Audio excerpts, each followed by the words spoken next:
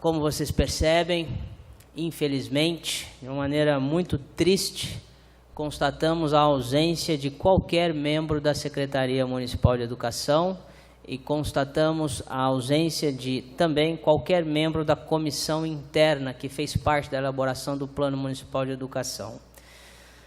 Nós, da Comissão Permanente de Educação, compartilhamos com a sociedade um calendário de discussões sobre temas que fizemos questão de fragmentar em pequenos subtemas, né? Hoje, educação infantil e assim por diante, em 9 semanas, para que a gente pudesse discutir o conteúdo do plano, mas sem a presença do autor do projeto de lei, fica sempre, se não totalmente, muito prejudicado. Em 2 minutos eu vou relatar uma breve história de toda essa situação. Havia uma polêmica em torno do plano construído nas audiências com a sociedade, chamado aí as conferências de educação. Chegou-se a uma última peça em 2015 e depois o governo instituiu uma comissão interna e acabou enviando para a Câmara uma peça chamada Plano 2018. E daí se instalou uma grande polêmica que muitos aqui vivenciaram, né, bastante. E isso acabou sendo judicializado. No Poder Judiciário foi decidido que o poder eleito nas urnas é quem tem a prerrogativa de encaminhar ao poder também eleito, no caso legislativo, o projeto de lei elaborado pelo poder, com base em seja qual for o nível de intensidade no texto base dos trabalhos das conferências, e chegou aqui, então, a um projeto de lei enviado recentemente para a Câmara Municipal aqui nessa legislatura, neste ano, né? Esse projeto de lei, uma vez aqui dentro, como Comissão Permanente de Educação, e a Gláucia foi presidente da Comissão de Educação no passado, conhece bem, né, experiência sobre isso. A nossa função é debater o mérito, o conteúdo do plano. Quem analisa a legalidade, a constitucionalidade do plano é a Comissão de Constituição e Justiça. Ora, o prefeito encaminhou esse projeto e prontamente começamos a ser informados que o projeto, entre aspas, seria ilegal, né? Não teria respeitado os trâmites legais. Isso é o que nos foi trazido aqui. Então, eu convidei o Conselho Municipal a estar presente aqui na Câmara. O Conselho esteve, através dos representantes Márcio, o atual presidente, o Cassa, o presidente anterior, e mais alguns representantes da POSP, da Proferp, e juntamente com o presidente Lincoln Fernandes e com o presidente da CCJ, chegamos num acordo de que realmente o problema, e o próprio Márcio, esse programa é gravado, né, e na sala com todos os presentes, eles, apesar de tristemente reconhecer que o ideal, na opinião deles, seria uma peça igual ou muito parecida ao de 2015 ser enviado à Câmara, e não o de 2018, se foi uma decisão judicial, isso tinha que ser acatada. O problema passou a ser outro. O problema passou a ser o prazo que o governo atual deu esse ano para que esse plano pudesse ser deliberado dentro do Conselho Municipal de Educação. Esse prazo, quando eu fiquei sabendo que eram só de 4 dias, eu também achei um absurdo, né? E todos ali na sala também, aí ficamos, no mínimo, imoral, 4 dias para um conselho deliberar. Pese o fato de que o conselho também já tem uma vasta noção, experiência do que seria, do que precisava ser modificado, por anos está discutindo o plano, né? É como se fosse em um dia ele podia dar o parecer, se ele quisesse, né? Não vou falar isso, seria um desrespeito, mas poderia dizer que isso seria possível. Mas, de fato, chegamos a um acordo ali, apertamos as mãos que, pelo menos em 20 dias, se o Conselho Municipal de Educação pudesse deliberar e emitir um parecer para essa casa, se a gente conseguisse convencer o governo a retirar o plano daqui, devolver para o Conselho Municipal, dar 20 dias para ele, se delibera em 20 dias, apertamos as mãos, ó, deliberamos em 20 dias. Depois eles me ligaram até falaram, podia ser 20 dias úteis? Falou, sem problema. O Cassa, até o ex-presidente me ligou, conversamos aqui, 20 dias úteis. Daria uns 30 dias, tudo bem, não vai matar ninguém. Se a gente pudesse evitar toda uma polêmica, toda uma história de panelaço, essa Câmara cheia de professor, às vezes ligado ao Conselho, revoltado. Então, vamos evitar isso. Não vamos prejudicar o mais importante, que é debater o conteúdo e tentar aprimorar o Conselho, o Plano Municipal de Educação. E, diga-se de passagem, essa Câmara está no momento certo. A maioria dos vereadores da Câmara são muito suscetíveis, sim, a aprimorar o plano, a discutir emendas com as sugestões que pudessem vir do próprio Conselho Municipal de Educação, para a gente aqui sim, que é a casa que tem poder para modificar o plano. O parecer do Conselho Municipal é muito importante, ele embasa as discussões, mas mesmo que isso não fosse formalmente, tivesse tido uma discussão, e mesmo que tenha uma discussão judicial, se o Conselho Municipal, formal ou informalmente, enviar para a Câmara as suas sugestões, o seu parecer, essa Câmara, sim, tem o poder de modificar o plano. Então, é como se eu dissesse assim, vamos cuidar do mais importante. Quem tem poder para modificar o plano, vamos tentar discutir com os vereadores, porque o parecer do Conselho é fundamental, mas o governo pode simplesmente pegar ele e jogar no lixo. Não há obrigação legal de acatar as decisões do Conselho. O Conselho não aprova o Plano Municipal de Educação. O Conselho tem que aprovar um parecer sobre o Conselho Municipal de Educação. O conselheiro do Conselho Municipal de Educação não foi eleito pelas urnas. Quem foi eleito pelas urnas é o prefeito e os vereadores. Mas a gente precisa seguir a legislação que pede que o Conselho nos encaminhe um parecer a respeito do que ele delibera sobre esse projeto de lei. E aqui na Câmara, com base nesse parecer, e o prefeito pode modificar ou não o projeto que ele manda para cá, com base nesse parecer, foi o que o juiz decidiu, e a Câmara pode usar esse parecer para discutir emendas, para modificar ou não o plano. Ou seja, onde eu quero chegar? Aqui é o trabalho que realmente vira prática. Aqui na Câmara é o trabalho que realmente vai virar realidade a modificação do Plano Municipal de Educação. Então, a Comissão de Educação, ciente disso, ciente desse imbróglio, desse cabo de guerra, a gente falou assim, olha, o que a gente faz? A gente vai cruzar os braços?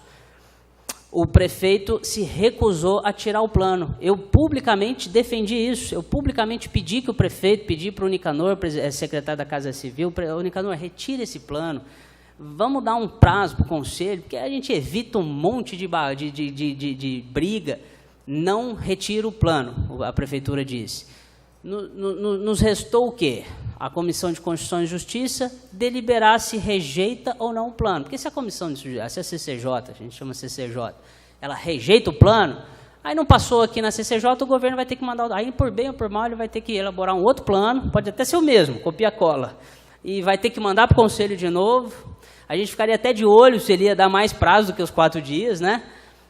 E o plano aí depois ia chegar aqui. Mas até então, a informação que eu tenho é que a CCJ ainda não encontrou respaldo legal suficientemente forte para poder rejeitar o plano.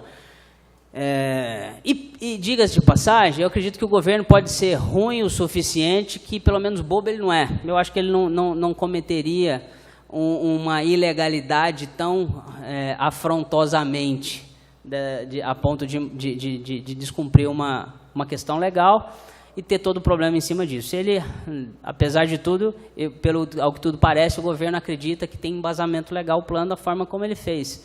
Ele mandou lá, se é 4 dias ou 1 mês, parece que no entendimento do governo ele cumpriu o rito legal. E é esse imbróglio que acontece. Então, o que a Comissão de Educação se prontificou a fazer? Discutir o plano.